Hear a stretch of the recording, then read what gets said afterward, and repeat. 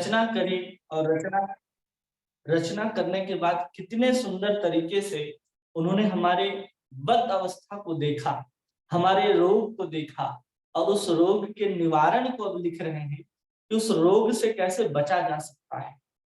तो पहले उन्होंने बताया कि कोई अगर भगवान की भक्ति करता है तो भगवान की भक्ति करने मात्र से वो तमाम तरह के जो शोक है, मोह है और भय है, इससे हम लोग छूट जाते हैं।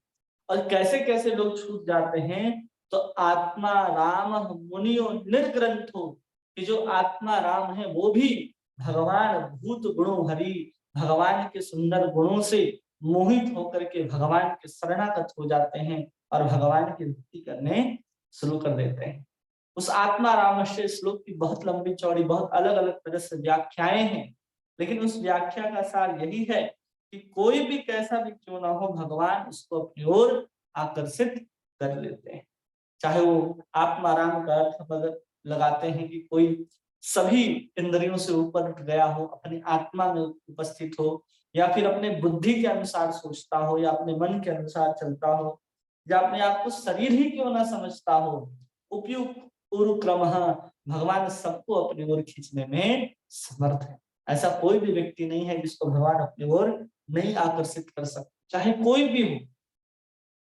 सरल से सरल व्यक्ति हो, हर किसी को अगर हम लोग वृंदावन के लीला में देखेंगे, तो जब भगवान गौचारण करने करने के लिए जाते हैं, गौचारण करने के लिए जाते हैं जब, तो जितने भी ब्रजवासी हैं सब भगवान को टकटकी लगा करके देखते रहते हैं कि हमारे जो गोपाल हैं वो अब हमसे दिन भर के लिए सुबह से लेकर के शाम तक हमसे दूर रहें।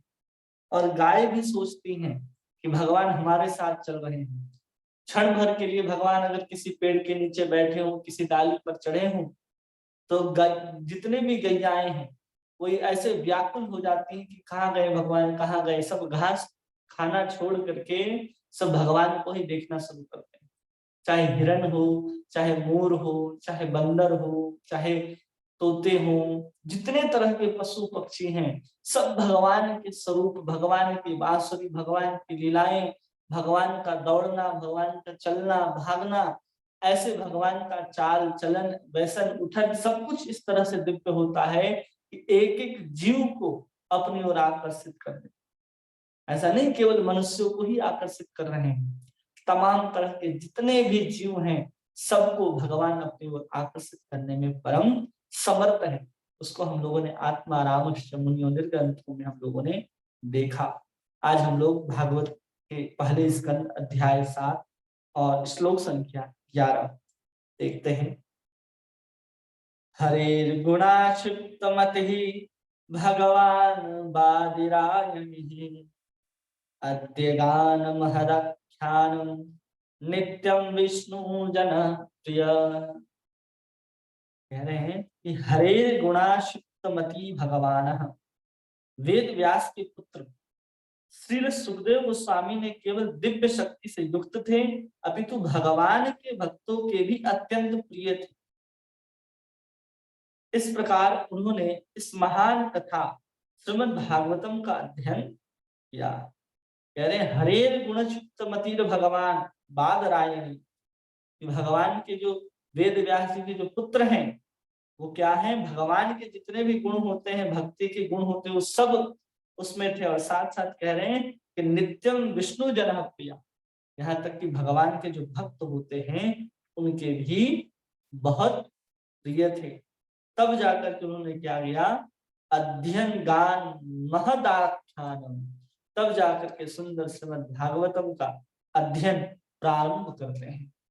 प्रभुपाद तात्पर्य में समझाते हैं कि ब्रह्म वैवर्त पुराण के अनुसार सुखदेव गोस्वामी अपनी माता के गर्भ में भी मुक्त आत्मा ही थे। श्रील वेद व्यास जानते थे कि बालक जन्म लेने के बाद कभी भी घर में नहीं रहेगा, और उन्होंने बालक को भागवतम की रूपरेखा सुनाई जिसमें वो भगवान की दिव्य लीलाओं में अनुरक्त हो सके। जन्म लेने के पश्चात ये बालक मूल श्लोकों के पाठ करके श्रीमद् भागवतम की विषय वस्तु में दक्ष बन गया। ब्रह्म वैवर्त पुराण में वो कथा आती है जो हम लोगों ने आप लोगों को श्रवण कराई थी कि कैसे 12 वर्ष तक वेद व्यास जी के पत्नी के गर्भ में जो सुखदेव गोस्वामी है वो प्रवेश करके रहते हैं और वहीं गर्भ से ही प्रार्थना करते हैं कि अगर संसार की माया हमको नहीं व्यापेगी, नहीं पकड़ेगी, तो ही हम इस गर्भ से बाहर आएंगे, अन्यथा हम गर्भ से बाहर नहीं आएंगे। इस तरह की बात को जब कहा गया, भगवान ने उनको वचन दिया कि हाँ, तुम्हें संसार की माया नहीं पकड़ेगी, तब सुखदेव गोस्वामी अपने माता के गर्भ से बाहर निकलते हैं और बड़ा जैसे ही बाहर निकलते हैं तो 16 वर्ष की अवस्था तक तुरंत बड़े हो जाते हैं, झट से बड़े हो जाते हैं और बड़े होकर के तुरंत भागना शुरू करते हैं जंगल की ओर। ये बात वेद व्यास जी को पहले से ज्ञात थी, तो उन्होंने उनको कैसे अपने पास बांध करके रखा। जब वो चले गए तो सुंदर सुंदर श्लोकों को याद करा करके अपने शिष्यों को भेजते थे जंगलों में, जहां पर सुखदेव गोस्वामी ब्रह्म की उपासना में बैठे रहते थे। जब शिष्य पहुंचते थे, बहुत सुंदर वहां पर श्लोकों का गान करते थे, वरहा पीड़म और अहो बकीयम स्तन कालकूटम, ये सब श्लोकों का पाठ करते थे। और सुखदेव गोस्वामी इन श्लोकों को सुन करके इतने अनुरक्त हो गए कि वेद व्यास जी के उन शिष्यों के पास दौड़ करके चले आए और कहे कि इतना सुंदर तुम श्लोक का गान कर रहे हो, ये कौन है, ये श्लोक तुम कहाँ से पढ़ रहे हो।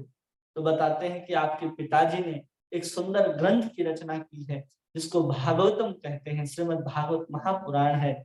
ऐसे 2 श्लोक हमने आपको सुनाए, ऐसे 4 श्लोकों की रचना आपके पिता ने कर रखी। उनके साथ आ जाते हैं सुखदेव गोस्वामी और अपने पिता से पूरे की पूरे श्रीमद् भागवत ग्रंथ को पढ़ने लग जाते हैं। इतने सुंदर भगवान के रूप, भगवान के गुण के ऊपर मोहित हो गए सुखदेव गोस्वामी, तो उस ब्रह्म के आनंद को छोड़ दिया उन्होंने। ब्रह्म का आनंद हम लोगों ने देखा कि एक गौ खुर के गड्ढे में जितना पानी आ सकता है उतना ही आनंद है ब्रह्म के आनंद में, और जो भगवान की भक्ति में जो आनंद है वो अनंत गुना है, जिसका कोई पार नहीं पा सकता कि आखिर उसमें आनंद कितना आएगा। जहां आनंद की कोई सीमा ना हो वही तो भगवान हो सकते हैं। जहां आनंद की सीमा आ जाती है, जहां हर चीज का एक पराकाष्ठा आकर के समाप्त हो जाती है या फिर वहां से फिर कम होना शुरू हो जाता है, तो समझिए कि अभी भी वो भौतिक अवस्था में है या आपका आनंद अभी तक भगवान तक नहीं पहुंचा है। तो ऐसे सुखदेव गोस्वामी सुंदर लीला के प्रति अनुरक्त हो गए, सीधा उनका मन जो है भगवान के रूप और भगवान की लीलाओं में अकड़ गया, खींच गया उनके तरफ, और फिर वो विषय वस्तु में दक्ष बन जाते हैं। बचपन से ही उन्होंने सारे के सारे श्लोकों को, मूल श्लोकों को याद कर लिया। भाव यह है कि सामान्य रूप से मुक्त पुरुष अद्वैतवादी दृष्टिकोण के साथ परम पूर्ण से एकाकार होने के उद्देश्य से निराकार ब्रह्म पक्ष के प्रति आसक्त होते हैं। जैसे कि अद्वैतवादी जो लोग होते हैं वो चाहते हैं कि हम उस निराकार ब्रह्म के साथ एकाकार हो जाए, उसके साथ हम मिल जाए, ऐसा उनकी इच्छा होती है। वो भगवान के साकार स्वरूप और उनके गुण लीला आदि को भी माया के ही द्वारा प्रकट मानते हैं।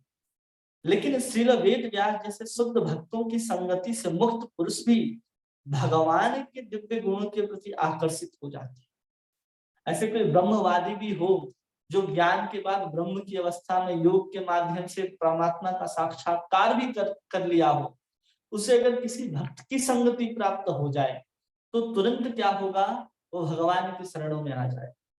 जैसे प्रबोधानंद सरस्वती जब बनारस में अपने 10,000 सन्यासी शिष्यों के साथ वेदांत के ऊपर प्रवचन किया करते थे, और इतने सारा इतना पूरा नाम था, पूरे संसार में उनकी ख्याति फैली हुई थी और बड़े बड़े प्रवचन करते थे। चैतन्य महाप्रभु जब सन्यास धारण करने के पश्चात जब उधर से गुजरते हैं तो उनको पता चलता है कि यहाँ कोई अद्वैतवादी है जो पूरे बनारस में अद्वैतवाद का प्रचार कर रहा है।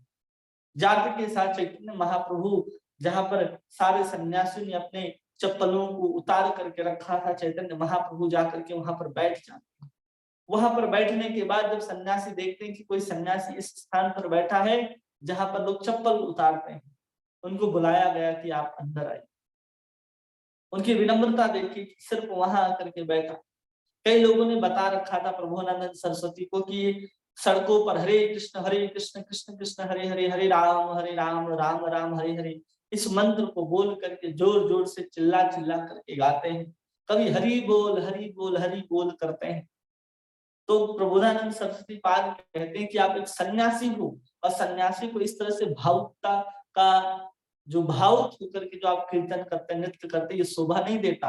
आप बैठ करके वेदांत का चर्चा कीजिए, आप वेदांत के बारे में पढ़िए, ऐसा जब बोलते हैं। चैतन्य महाप्रभु कहते हैं कि मूर्ख जानीला गुरु करेला शासन, कि गुरु हमको मूर्ख जान करके मेरे ऊपर शासन करते हैं, और कहे कि नित्य हरे कृष्ण महामंत्र जपो, कि हमको मूर्ख समझ करके मेरे गुरु ने कहा कि तुम वेद वेदांत का पाठ मत करो, तुम केवल हरे कृष्ण महामंत्र को जपो।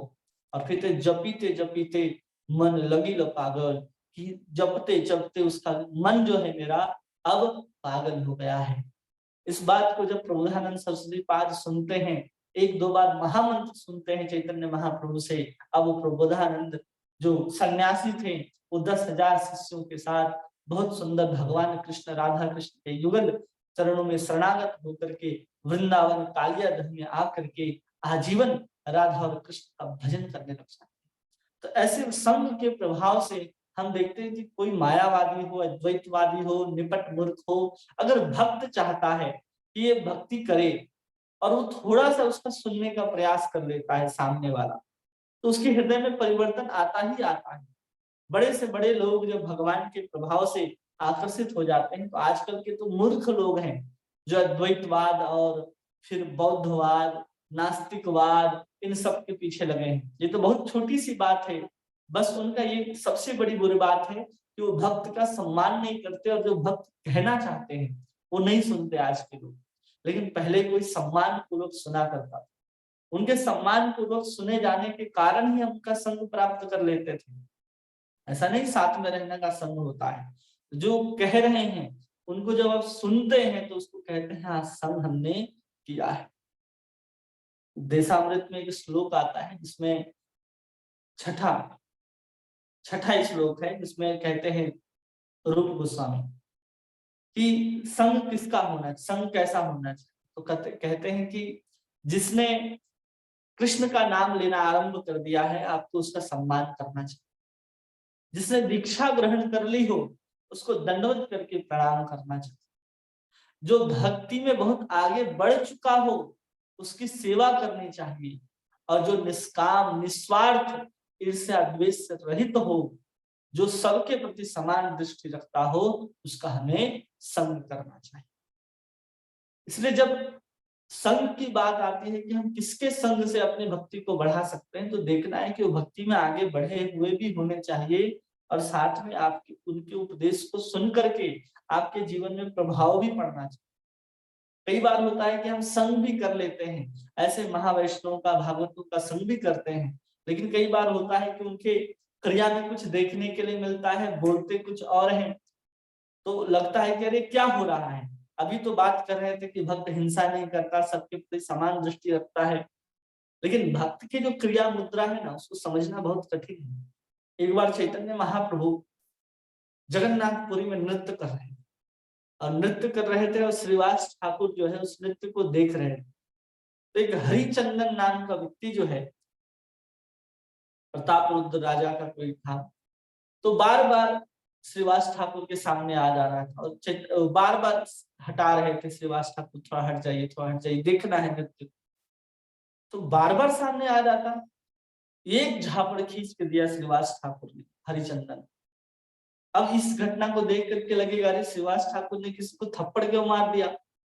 अब भक्त जो है वो कब क्या करेगा किसी को पता नहीं होता, क्योंकि भक्त कभी भी अपने स्वार्थ के लिए ऐसा काम नहीं करता। वो बार बार चैतन्य महाप्रभु के नृत्य को देख रहे थे और श्रीवास ठाकुर ने थप्पड़ लगा दिया। अब हरिश्चंद्र प्रताप रुद्र राजा को कहता है कि अरे ये तो इतने बड़े भक्त हैं और इसने हमें थप्पड़ मार दिया, तो भक्त हो ही नहीं सकते। तो कई बार किन्हीं के भक्त के किसी ऐसे आचरण से हमको लग सकता है कि भक्त नहीं है।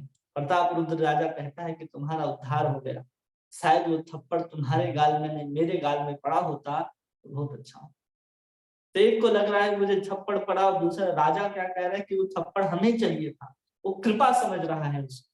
तो भक्त जो है किसी न किसी माध्यम से कृपा कर देते हैं। अब नारद जी जो नल कुंवर है उसको केवल सम्मान न करने के कारण श्राप दे दिए कि तुम वृक्ष बन जाओ, और वही वृक्ष बनने के बाद भी उनके ऊपर नारद जी की कृपा हो गई कि भगवान कृष्ण का उनको दर्शन प्राप्त हो गया।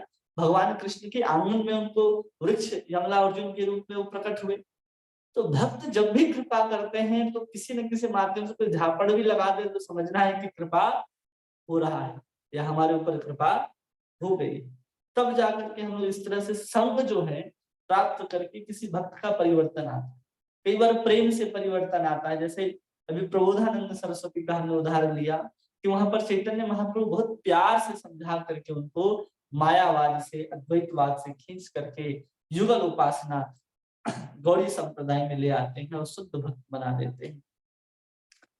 आगे कह रहे हैं कि नारद मुनि की कृपा से वेद व्यास श्रीमद् भागवतम महाकाव्य का वर्णन कर सके और श्रील वेद व्यास के अनुग्रह से सुखदेव गोस्वामी इसके आशय को ग्रहण कर सके।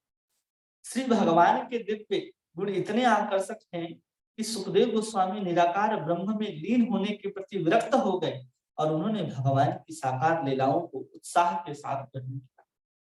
श्रील सुखदेव गोस्वामी ने अपने मन में सोचते हुए परम पूर्ण निराकार धारणा को लगभग तुरंत ही त्याग दिया। उन्होंने अपने इतना समय परमेश्वर के निराकार पक्ष में के पीछे व्यर्थ ही नष्ट कर दिया। दूसरे शब्दों में उन्होंने निराकार ब्रह्म की तुलना में भगवान के सगुण रूप से अधिक दिव्य आनंद की अनुभूति प्राप्त। तुरंत ही उन्होंने छोड़ दिया उस ब्रह्म की उपासना, उस ब्रह्म की जो उन्होंने उतने समय तक जंगलों में बैठ करके एकांत में ब्रह्म का उपासना ध्यान करते थे। अब उनको लगा कि हमने उस समय को व्यर्थ कर दिया। जब हम समय को व्यर्थ कर दिए कब लगता है? जब हमें बहुत सारा समय दे करके जो चाहिए होता है वो प्राप्त नहीं होता है, या फिर आप जिस लक्ष्य तक पहुंच जाते हैं आपके मनोवांछित लक्ष्य तक, और वहां जाकर के आपको पता चलता है कि अरे इसके आगे भी बहुत मुकाम, बहुत सीढ़ियां आगे भी हैं, तो वहां जाकर के लगता है कि नहीं अब और आगे जाना चाहिए। तो वही सुखदेव गोस्वामी के साथ हुआ कि वो निराकार पक्ष की उपासना कर रहे थे और उनको जब साकार स्वरूप सगुण भगवान के लीला रूप के प्रति आकर्षण हुआ, ज्ञात हुआ, तो ब्रह्म के आनंद को बहुत तुच्छ समझने लगे और समझने लगे कि हमने अब तक के जो समय थे उस समय को हमने व्यर्थ ही गवा दिया। इससे तो अच्छा होता कि हम भगवान के सुंदर नाम गुण आदि को सुनते, लीलाओं को गाते और निरंतर घुमा करते इधर से उधर, वही आकर्षक था।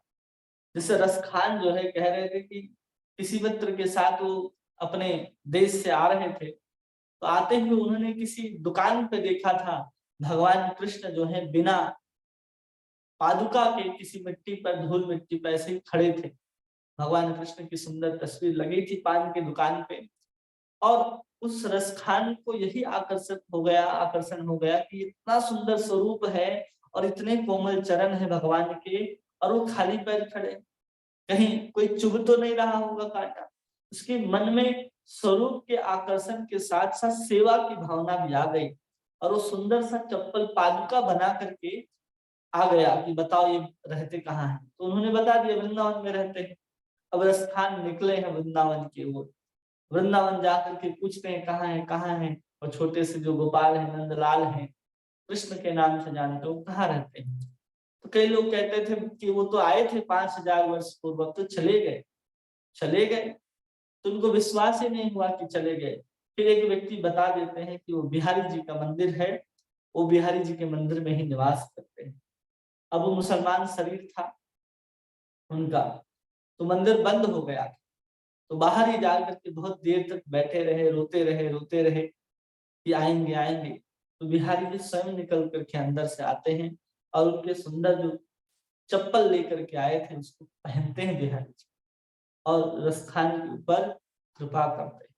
तो ऐसे रूप से आकर्षण होना, ऐसे ब्रह्म की उपासना छोड़ देना, किसी अन्य धर्म पथ मत संप्रदाय के होने के बाद भी अपने धर्म को अपना करके कृष्ण की सेवा करना, ये बहुत छोटी और साधारण बात। जब प्रभुपाद विदेश गए तो वहां ज्यादा से ज्यादा लोग तो क्रिश्चियन थे, वो अपने क्रिश्चियन धर्म से संतुष्ट नहीं थे, तो उन्होंने भगवान कृष्ण के सुंदर नाम को सुना और प्रसाद को खाया कि देखो प्रसाद कितना सुंदर है, कितना स्वाद है, और कृष्ण का जब नाम लेते हैं प्रभुपाद बैठ करके तो कितना आनंद आता है। एक अलग सा आकर्षण था उनकी आवाज में। जितने भी हिप्पी थे वो सब वहां पर प्रभुपाद के साथ आ गए और सुंदर प्रभुपाद के साथ नृत्य करना, कीर्तन करना, और धीरे धीरे बड़े बड़े भक्त सन्यासी बन गए। ये सब कैसे संभव है? एक भक्त जो है वो कृष्ण को अपने हृदय में लेकर के, अपने भक्त जो है अपने वाणी के द्वारा कृष्ण का नाम, कृष्ण की लीला का जब वर्णन करता है, तो उसे तमाम तरह के जितने भी किसी मत पथ संप्रदाय को मानने वाले हों, अगर एक बार वो ध्यान से सुन ले तो उसके जीवन में परिवर्तन आएगा ही आएगा। लेकिन लोग क्या होते हैं आज के समय में, सनातन धर्म को ऐसा हेय मानते हैं कि अरे ये तो कर्मकांड, ये तो ढोंगी है, ऐसे होता है वैसे होता है। लेकिन उनको इस बात का कुछ ज्ञान ही नहीं है कि आखिर जो सनातन धर्म है वो किस चीज की बात करता है। वो सनातन जो हमारी परंपरा है वो कहाँ तक हमको ले जा सकती है, इसकी कल्पना भी किसी के पास नहीं है। चाहे वो इस्लाम हो, क्रिश्चियन हो, ज्यूरिच हो, तौरत हो, कोई भी धर्म हो, किसी भी धर्म की बात कर ले, वहां पर इतना बड़ा जो सिद्धांत जो है, जो हम लोग पढ़ते हैं और समझ लेते हैं, ये केवल और केवल हमारी इस परंपरा में जन्म होने के कारण ही हम उस चीज को भली भांति आदर के साथ समझ पा रहे हैं।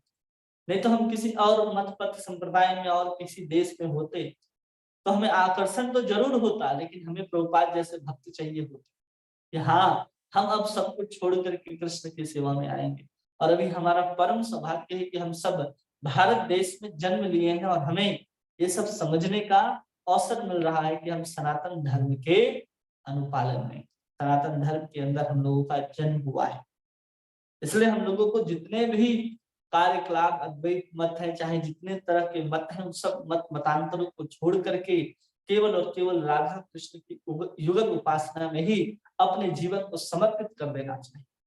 और केवल हरे कृष्ण महामंत्र का कीर्तन, हरे कृष्ण महामंत्र का जप, हरे कृष्ण महामंत्र का सुमिरन और भगवान श्री राधा कृष्ण की सेवा और उनके भक्तों का सेवा, ये करते करते अगर हम जीवन को बिता देते हैं तो निश्चित रूप से अंत काल में भगवान स्वयं हम सबको लेने के लिए आएंगे और हम राधा रानी के चरणों में पहुंच जाएंगे और उस भाव से फिर हम वहां पर भगवान की सेवा करना आरंभ कर देंगे। यहाँ पर कह रहे हैं कि तब से वे केवल विष्णु जनों अर्थात भगवत भक्तों की अत्यंत प्रिय बन गए, अपितु विष्णु जन भी उन्हें अत्यंत प्रिय हो गए। जो भगवत भक्त जीवों के व्यक्तित्व को नष्ट करना नहीं चाहते और भगवान के निजी सेवक बनना चाहते हैं, वे निर्विशेषवादियों की से ज्यादा पसंद नहीं करते। और इसी प्रकार परमेश्वर के एकाकार होने के इच्छुक निर्विशेषवादी भगवत भक्तों को समझ नहीं पाते। इस प्रकार अनंत काल से ये दोनों दिव्य तीर्थ यात्री कभी कभी प्रतिस्पर्धा बन जाते हैं। दूसरे शब्दों में इनमें से हर एक अपनी साकार तथा निराकार परम अनुभूति के कारण अपने को दूसरे से पृथक रखना चाहता है। ऐसा प्रतीत होता है कि सुखदेव गोस्वामी भी भक्तों को पसंद नहीं करते थे, लेकिन चूंकि वे स्वयं एक शुद्ध भक्त बन गए थे, अतः विष्णु जन को दिव्य संग चाहते थे और विष्णु जन भी उनकी संगति की कामना करते थे। जो निराकार उपासना करते हैं वो कभी भी साकार वालों को उतना महत्व नहीं देते और हमेशा से उनके बीच में मतभेद प्रतिस्पर्धा लगी रहती है कि हमारा निराकार उपासना श्रेष्ठ है कि तुम्हारा साकार उपासना श्रेष्ठ है। इस तरह के उनके ऊपर मतभेद चलता रहता है, वो आदि काल से चल रहा है। जब से भगवान ने सृष्टि करी है तब से ये निराकार और साकार चल ही रहा है और जब तक आगे रहेगा तब तक ये निराकार और साकार का भेद रहेगा, क्योंकि सबकी मान्यता, सबका रुचि जो है अपने अपने कारण, अपने अपने पढ़ाई, अपने अध्ययन, अपने संस्कार, अपने परंपरा, उसके कारण वो निराकार साकार तत्व को ऐसे ही अपने श्रेष्ठ तत्व मानते रहे। जो लोग निराकार मानते हैं वो लोग स्थापित करने में लगे रहते हैं कि नहीं भगवान निराकार है, भगवान निराकार है, भगवान निराकार है। और जो साकार है वो स्थापित करने के लिए अपने मत के अनुसार, अपने तर्क के अनुसार लगे रहते हैं कि नहीं भगवान जो है वो साकार है। तो इस प्रतिस्पर्धा चलती रहती है। वैसे सुखदेव गोस्वामी के साथ भी था। जब वो ब्रह्म की उपासना करते थे तो भक्तों को उतना महत्व नहीं देते थे, लेकिन जैसे ही वो भगवान के लीला कथा के प्रति अनुरक्त हो गए और भगवान की कथाओं को गाने लग गए, जंगलों में जब घूमा करते थे, श्लोकों का उच्चारण करते हुए पूरे जंगलों में विचरा करते थे सुखदेव गोस्वामी, अब उनको धीरे धीरे आशा होने लगी कि हम भी किसी भक्त का संग प्राप्त करें। अब भक्त होने के कारण भक्त का संग चाहते थे, और इतने बड़े भक्त थे कि जो अन्य भक्त थे वो भी सुखदेव गोस्वामी के संग की कामना करने लग गए, क्योंकि वे शारीरिक भागवत बन चुके थे। वो शारीरिक भागवत बन चुके थे। संपूर्ण श्लोकों को सिर्फ याद ही नहीं, उनको अनुभूत भी किया था, उनको देखा भी था सुखदेव गोस्वामी, क्योंकि साधारण नहीं है वो। हम तो इस जन्म में देख रहे हैं कि वो एक ब्रह्मवादी थे और फिर लीला से अनुरक्त हुए। वास्तव में वो लीला सुख हैं, जो नित्य लीला में भगवान के साथ भगवान की सभी लीलाओं को देखते रहते हैं, वो सुखदेव गोस्वामी। तो उन्होंने सिर्फ पढ़ा सुना नहीं है, उन लीलाओं को साक्षात रूप से देखा भी। इस प्रकार पिता तथा पुत्र दोनों ही ब्रह्म के दिव्य ज्ञान से अवगत थे, और आगे चलकर दोनों परमेश्वर के साकार रूप के प्रति अनुरक्त हुए। इस प्रकार इस श्लोक के इस प्रश्न का भी स्पष्ट उत्तर मिल जाता है कि सुखदेव गोस्वामी किस प्रकार भागवत की कथा के प्रति आकृष्ट हो। जो प्रश्न पूछा था सूत गोस्वामी कि वो तो ब्रह्म की उपासना में लगे हुए थे, तो उन्होंने भागवत जैसे महान ग्रंथ को पढ़ने का कष्ट क्यों उठाया, ये प्रश्न था ना। तो वही बता रहे हैं इन 3 श्लोकों में, उसी प्रश्न का उत्तर यहाँ पर दिया जा रहा है कि क्यों उन्होंने कष्ट उठाया, कि कैसे उनको पकड़ लिया गया इस सुंदर लीलाओं के प्रति भगवान की कथाओं ने पकड़ा। श्लोक संख्या 12। परीक्षितो अथ राजर्षे जन्म कर्म विलापन संस्थाम च पांडुपुत्राण वक्षे कृष्ण कथोदयम्। सूत गोस्वामी ने सौनक आदि ऋषियों को इस प्रकार संबोधित किया, जब मैं भगवान श्री कृष्ण के दिव्य कथा तथा राजर्षि परीक्षित महाराज के जन्म, कार्यकलाप तथा मोक्ष के विषय वार्ताएं एवं पांडु पुत्रों द्वारा गृहस्थ आश्रम के त्याग की कथाएं कहने जा रहा हूं। अब यहाँ पर क्या बता रहे हैं कि राजा परीक्षित के जन्म के विषय में चर्चा करने का प्रारंभ करते हैं। अब राजा परीक्षित के जन्म के पहले वो क्या बताएंगे कि कैसे पांडु पुत्रों और भगवान के प्रति वार्तालाप है, चाहे पांडु पुत्रों ने कैसे घर को छोड़ा है, इन सबको बताएंगे। तब जाकर के आगे जो 5 पांडु के पुत्रों की हत्या है वो वर्णन आएगा। फिर कैसे अश्वत्थामा को दंड दिया जाता है, द्रौपदी कैसे वहां पर विलाप करती है और कहती है कि इसको छोड़ दो। फिर उसके आगे कैसे भीष्म पितामह अपने शरीर को त्याग करते हैं, और त्याग करने के बाद भगवान जब पुनः द्वारिका जाने के लिए अनुमति लेते हैं और जा भी रहे होते हैं, रथ पर सवार हो चुके होते हैं, माता कुंती प्रार्थना करके उनको रोक लेती है। फिर बहुत काल तक रहने के बाद फिर भगवान द्वारिका कैसे जाते हैं, फिर सुखदेव गोस्वामी का आगमन, राजा परीक्षित का जन्म, उत्तरा के गर्भ के अंदर सब प्रवेश, ये सब आगे जो लीलाएं हैं उसका वर्णन करना यहाँ पर प्रारंभ कर रहे हैं।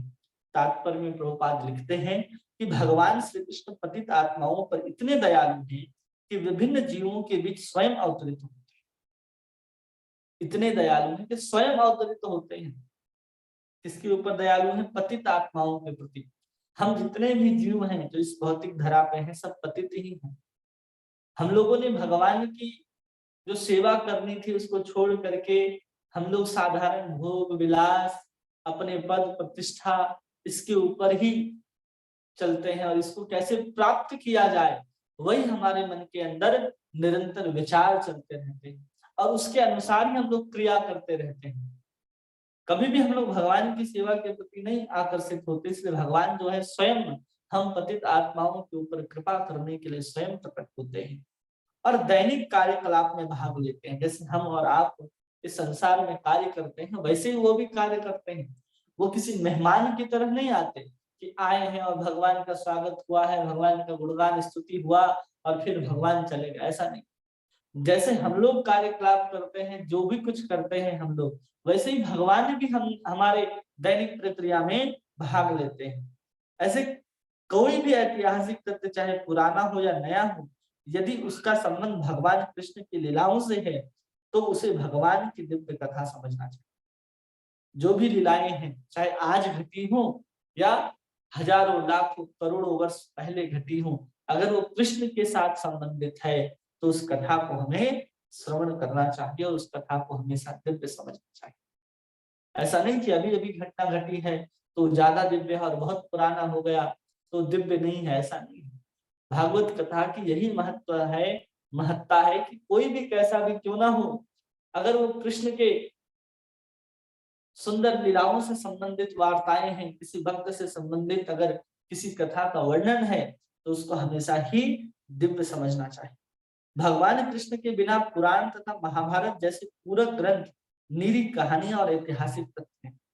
और भगवान कृष्ण को ही अगर हटा दिया जाए पुराण से या फिर महाभारत से तो इसमें कहानियां बन जाएंगी, वो कथा नहीं रह जाएगा, ऐतिहासिक तथ्य रह जाएगा, ऐतिहासिक पुरुष के रूप में हम उसको जानने लग जाएंगे, उसका भगवान के साथ कोई संबंध नहीं रह जाएगा। और जब भगवान को भगवान न समझ करके भगवान को अपना प्रेमी, अपना सखा, अपना पुत्र, अपने पिता के रूप में हम न मान करके उसको ऐतिहासिक पुरुष समझ लेंगे तो वो कथा जो है, वो कहानी जो है, वो केवल ऐतिहासिक तथ्य मात्र रह जाएगा कि ऐसा ऐसा कुछ घटनाएं घटी थी। हमें ऐतिहासिक तथ्य को नहीं जानना, वो भगवान की जो लीला कथा है उसको समझना है। इतिहास इतिहास ही होता है। अगर इतिहास की वास्तविक व्याख्या देखी जाए तो इतिहास का मतलब होता है जो आपको धर्म, अर्थ, काम और मोक्ष ये चारों की प्राप्ति कराने में समर्थ होता है इतिहास, उसी को इतिहास कहते हैं। और इतिहास का दूसरा अर्थ होता है जो आपके जीवन में जितने भी समस्याएं हैं, इतिहास, हास मतलब समाप्त होना या उसके पार चला जाना, इति मतलब समाप्ति। इस संसार के जितने भी 3 प्रकार के जो ताप हैं उन तापों से निवृत्त कराने की शक्ति इतिहास रखता है। कब? जब उसमें कृष्ण की कथा, जब उसमें भगवान की कथा हो तब। महात्मा गांधी ने दांडी यात्रा कब निकाली, सत्याग्रह आंदोलन कब हुआ, इसको पढ़ करके हमको भगवान की प्राप्ति नहीं होगी। इस इतिहास को पढ़ करके हमें किसी प्रकार से कोई लाभ नहीं होना है कि कौन आया था भारत में 1918 से 14 में, कौन आया, कोलंबस आया कि वास्को डी गामा आया, इसको जान करके क्या करना है।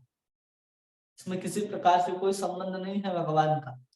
जिस कथा में, जिस लीला में भगवान से संबंधित उस इतिहास को पढ़ना चाहिए, उस इतिहास को, उस कथाओं को श्रवण करना चाहिए, तब जाकर के हम दिव्य हो सकते हैं।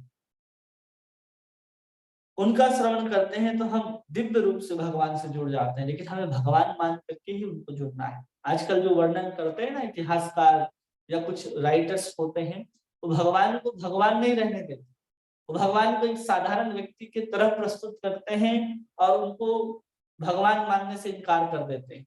चाहे गीता के प्रवचनकर्ता जो हैं, हजारों लाखों लोग गीता का प्रवचन करते हैं आज के समय में, और भगवान को ही वहां से गायब कर देते हैं।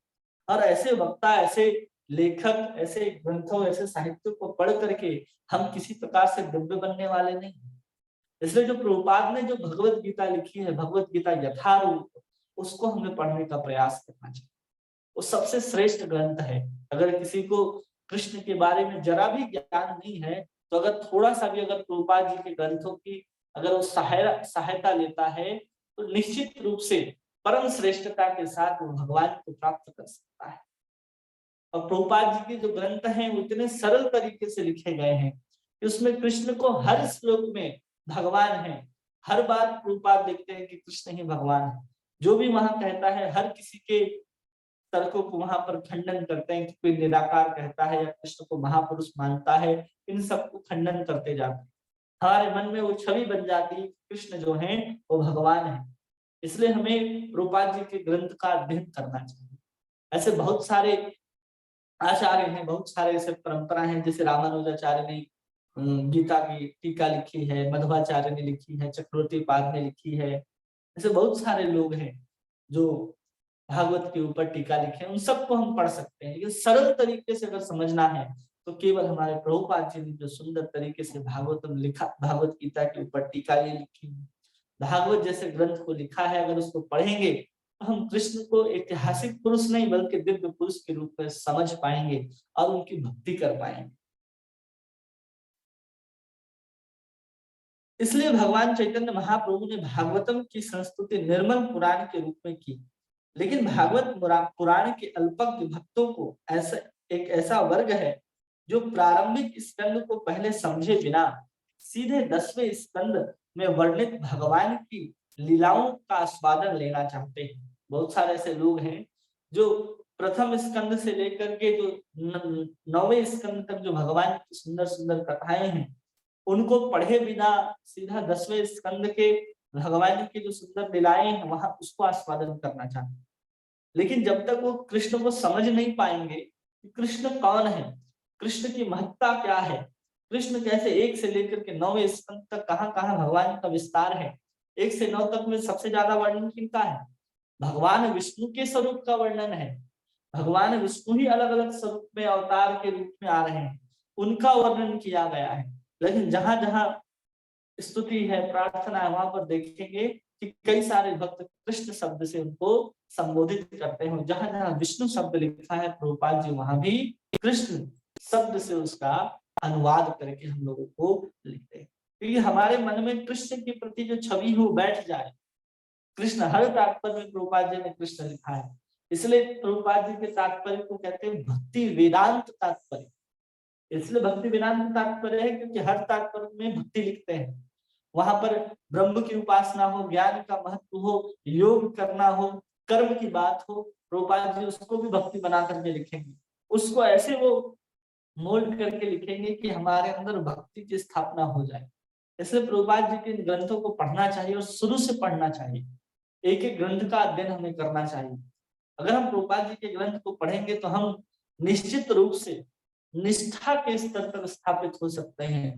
भक्ति के जो 9 सीढ़ियां हैं हम उसमें निष्ठा तक पहुंच जाएंगे सिर्फ प्रभुपाद के ग्रंथों को अध्ययन करके, श्रवण करके, किसी को सुना करके, समझा करके। इसलिए हम लोगों को अपने जीवन में प्रयास करना चाहिए कि हम प्रभुपाद जी के ग्रंथों को पढ़े भी और दूसरों को समझाएं भी। हर व्यक्ति को ये काम करना चाहिए। बहुत आसान है, अगर आप नहीं समझा सकते किसी को तो प्रभुपाद जी ने इतने सुंदर सुंदर पुस्तक लिखे हैं, आप उसको दूसरों को बांटना शुरू कीजिए, दूसरों को देना शुरू कीजिए। अपने आप उनके अंदर ज्ञान की जो जागृति होना आरंभ हो जाएगी और वो भी भक्त बनेगा। प्रभुपाद यहाँ पर कह रहे हैं कि जो साधारण भक्त होते हैं वो 1 से 9वें स्कंद तक जो भगवान की जो अन्य लीलाएं हैं उसको नहीं पढ़ते और सीधा पहुंच जाते हैं 10वें स्कंद में। और उनकी यह भ्रांत धारणा है कि अन्य स्कंद में भगवान से संबंधित नहीं है, और उनको लगता है कि अन्य स्कंद जो हैं 10वें स्कंद से पहले वो भगवान की से संबंधित नहीं है। अतएव अल्पज्ञतावश 10वें स्कंद को ही पढ़ने लगते हैं। इन पाठकों को यहाँ पर विशेष रूप से बताया जा रहा है कि भागवतम के अन्य स्कंद भी 10वें स्कंद जितने ही महत्वपूर्ण हैं। किसी को भी अन्य 9 स्कंदों का तात्पर्य समझे बिना 10वें स्कंद की विषय वस्तु में प्रवेश करने का प्रयत्न नहीं करना चाहिए। जब भागवतम के 9 स्कंद के तात्पर्य को, उसके महत्व को जब समझ लेते हैं तब वास्तव में वो कृष्ण के दिव्य लीलाओं को, कथाओं को समझने के अधिकारी हो जाते हैं। कई लोगों का कहना है कि 9 प्रकार के जो स्कंद है वो 9 प्रकार की नवधा भक्ति है। जैसे ही हम नवधा भक्ति को पूर्ण करते हैं 10वें स्कंद में भगवान कृष्ण का प्रादुर्भाव हो जाता है, कृष्ण को हम प्राप्त कर लेते हैं। इसलिए भी 9 स्कंद का हमें पहले अध्ययन श्रवण करना चाहिए, तत्पश्चात हमें 10वें स्कंद में प्रवेश करके उनकी दिव्य लीलाओं और कथाओं का श्रवण करने का अभ्यास करना चाहिए। तब जाकर के हम अति आनंद के स्वरूप में कृष्ण के सुंदर लीलाओं को पढ़ेंगे तो वहां पर किसी प्रकार का संशय नहीं होगा कि भगवान ये क्यों कर रहे हैं, ये क्यों कर रहे हैं, क्योंकि भगवान स्वतंत्र है, स्वराट है। इस बात का ज्ञान हो जाएगा, इस बात का ये बात जो है हमारी बुद्धि में, मन मस्तिष्क में जाकर के दृढ़ता से बैठ जाएगी।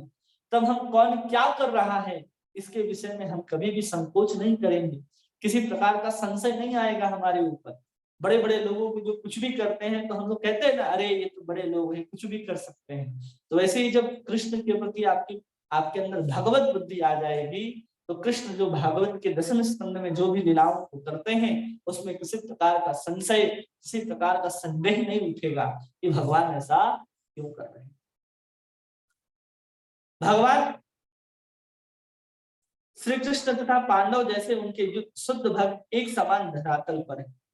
भगवान कृष्ण और उनके जो शुद्ध भक्त होते हैं पांडव आदि, उन सबको एक ही धरातल पर यहाँ पर बता रहे हैं।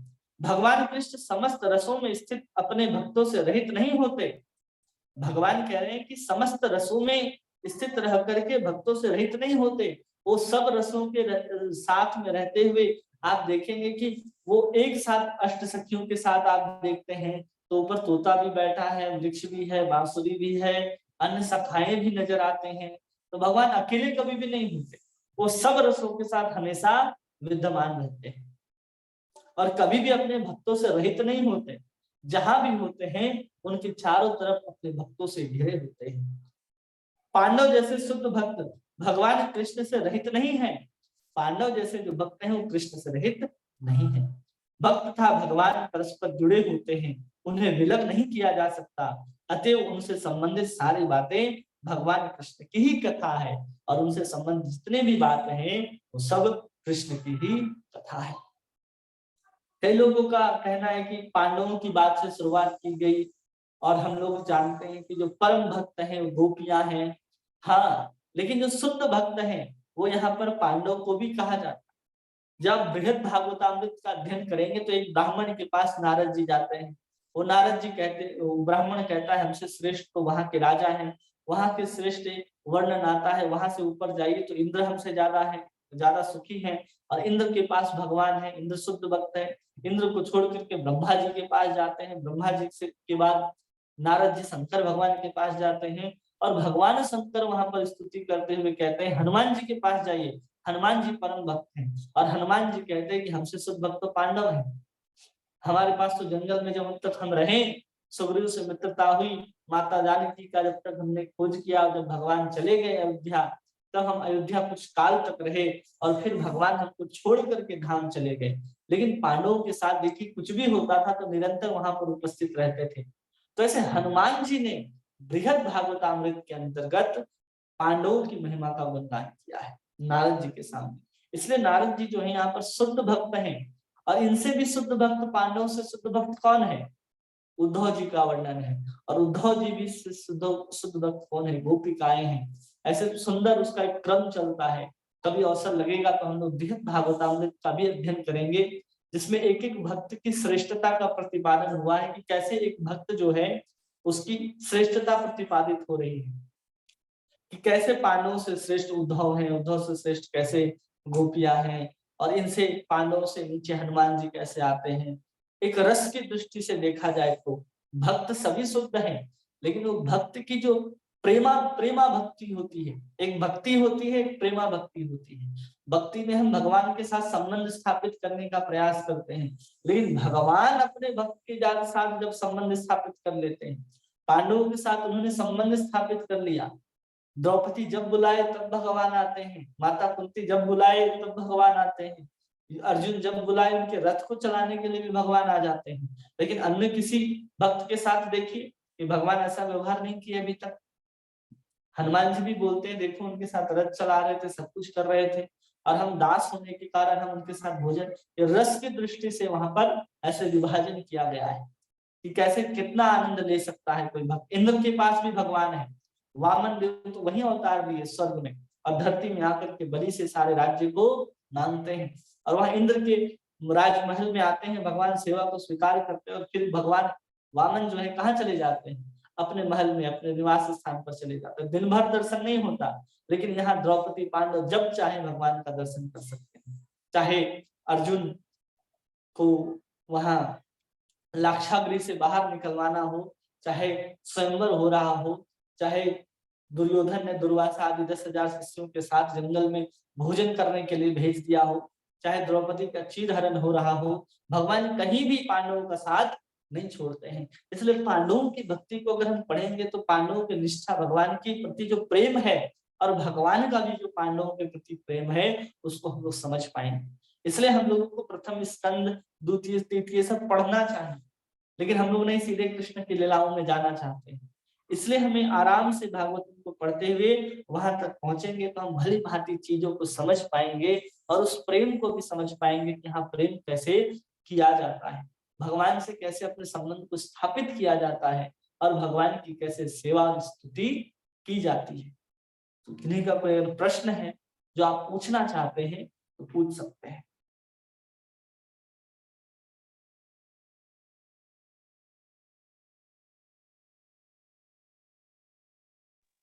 हरे कृष्णा प्रभु जी, दंडवत प्रणाम। हरे कृष्णा, दंडवत प्रणाम। प्रभु जी बहुत अच्छे से समझ आया आज तो। प्रभु जी आज दिन में क्लास लेंगे? दिन में क्लास बोलिए तो ले लेते हैं। नहीं प्रभु जी, जैसे आप लेते हो ना 11 बजे। हाँ तो ठीक है, 11:30 बजे क्लास लिया जाएगा फिर। हाँ जी प्रभु जी। प्रभु जी कल रात को क्लास नहीं हुई थी? कल रात को सैटरडे था ना। हाँ, सैटरडे को होती नहीं थी ना क्लास। सैटरडे संडे नहीं होती ना वो क्लास। ठीक है प्रभु जी। नहीं, मैंने सोचा शायद मेरे को ऐसा लगा कि कोई और मैं सैटरडे को कर नहीं पाती ना अटेंड क्लास। सैटरडे को भक्ति रसामृत सिंधु की क्लास होती है प्रभु जी। प्रभु जी, हाँ जो ये निर्विशेषवादी होते होंगे, हाँ ये क्यों भगवान को निराकार मानते होंगे? जबकि भगवान तो कण कण में, मतलब हम ऐसी जब से पैदा हुए, चाहे हम भक्ति में भी नहीं आए, हर कोई शायद ऐसा लगता है मेरे को, इस फीलिंग से पैदा होता है कि कण कण में भगवान है। और जिन्होंने शायद ये प्रभु जी इन्होंने गीता का अध्ययन नहीं किया होगा, क्योंकि उसमें तो भगवान ने साक्षात अपने मुख से जो उपदेश दिया अर्जुन को, तो भगवान थे प्रभु जी, तभी तो उन्होंने उपदेश दिया।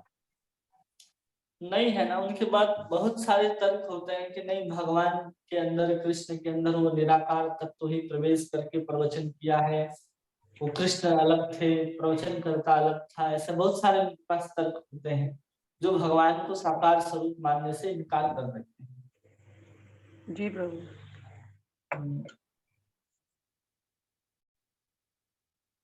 और किन्हीं का कोई प्रश्न है?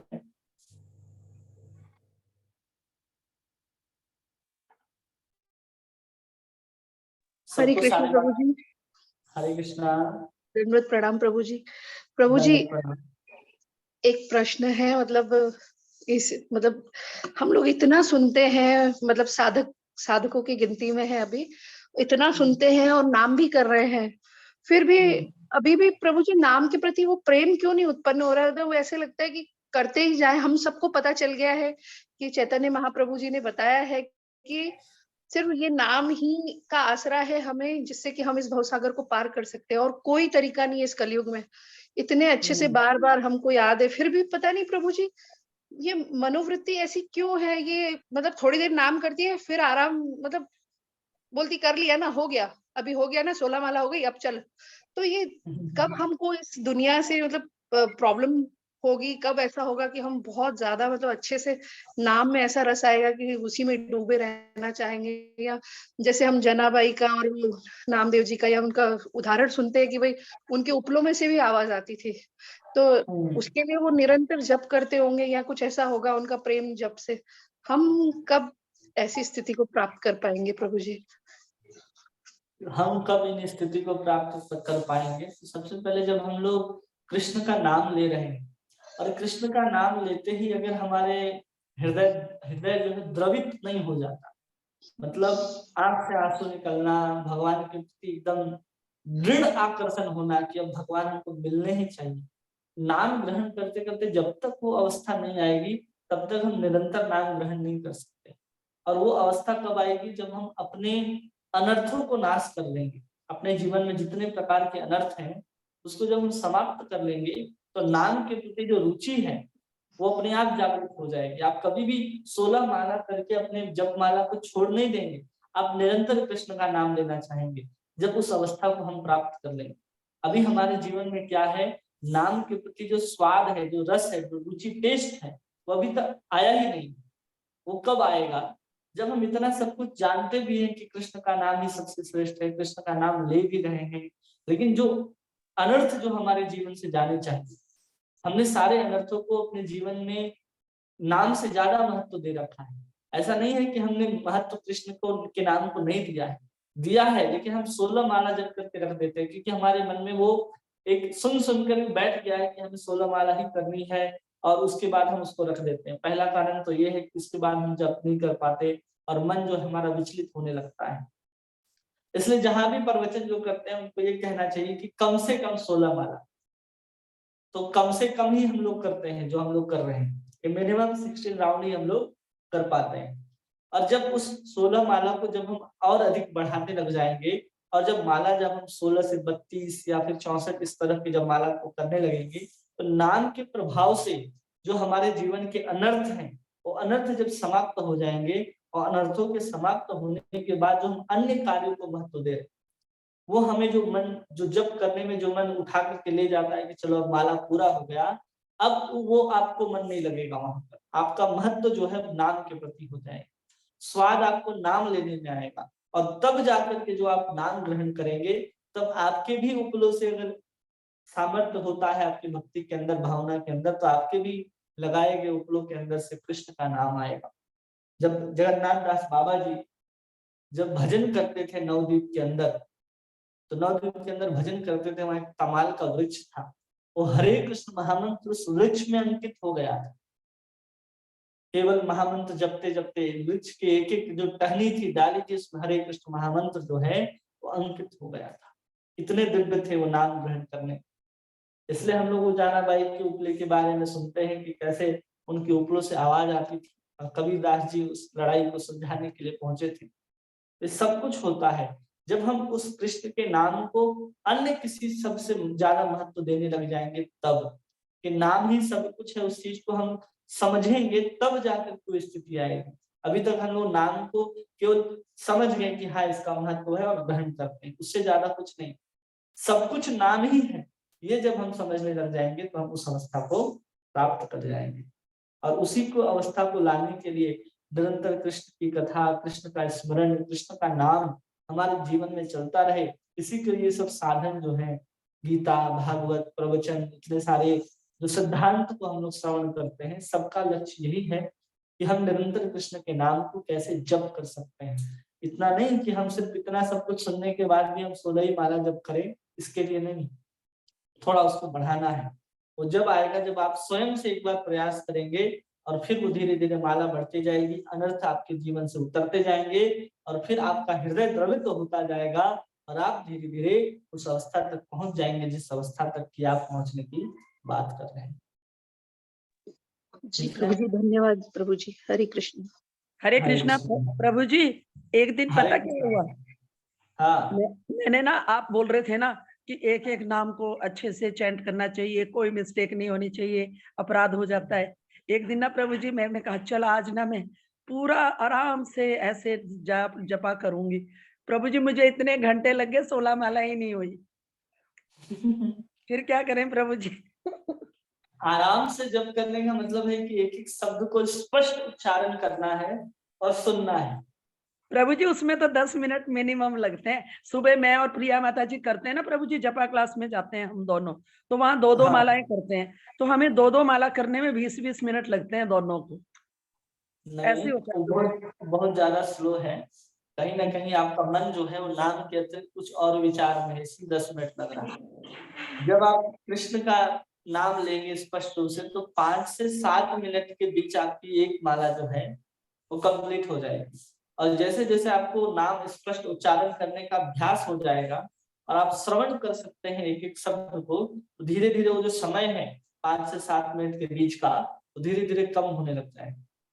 वो 3 मिनट तक एक माला आ जाती है। बड़े बड़े साधकों को देखा है हम, तो 3 मिनट में एक माला कर लेते हैं स्पष्ट उच्चारण के साथ, और उसको श्रवण भी कर पाते हैं। जी प्रभु तो जी। धीरे धीरे धीरे वहां तक हम लोग पहुंच सकते हैं। तो अभी हमें ऐसा नहीं कि तुरंत तो जल्दी जल्दी नाम लेना है, ऐसा नहीं करना है। एक एक शब्द का उच्चारण और एक एक शब्द का श्रवण ठीक से करना है।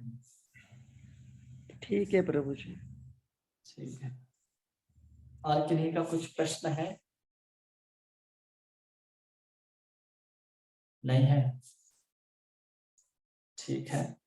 तो आज शायद पुष्प अभिषेक है यहाँ मंदिर में, तो शायद हम लोग वहां जाएं, तो आज शायद 11 बजे का क्लास जो है शायद ना हो पाए। तो जैसा भी होगा हम आपको सूचना दे देंगे, आपको व्हाट्सएप में प्राप्त हो जाएगी। ठीक है। हरे कृष्णा कृष्ण कृष्ण हरे हरे, हरे राम राम राम हरे हरे। वाञ्छाकल्पतरुभ्यश्च कृपा सिन्धुभ्येव च पतितानां पावनेभ्यो वैष्णवेभ्यो नमो नमः।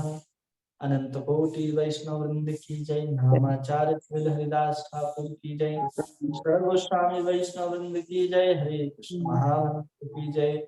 श्री श्री गौरताई भगवान की जय। श्री श्री नवदीप मायापुर धाम की जय। राधा माधव अष्ट सखी वृंद की जय। वृंदावन धाम की जय। राधा रमणलाल की जय। ग्रंथराज श्रीमद् भागवत महापुराण की जय। श्रील प्रभुपाद की जय। निताई गौर प्रेमानंदे हरि हरि हरि हरि बोल। हरे गुरुदेव बलभद्र प्रभु जी की जय। जय। आप सभी भक्तों का बहुत बहुत धन्यवाद। हरे कृष्ण। धन्यवाद प्रभु जी। हरे दंडवत कृष्ण। प्रणाम प्रभु जी। दंडवत प्रणाम हरे प्रभु जी। कृष्ण दंडवत प्रणाम। प्रणाम। सभी को दंडवत प्रणाम। हरे कृष्णा। हरे हरे कृष्ण। कृष्ण।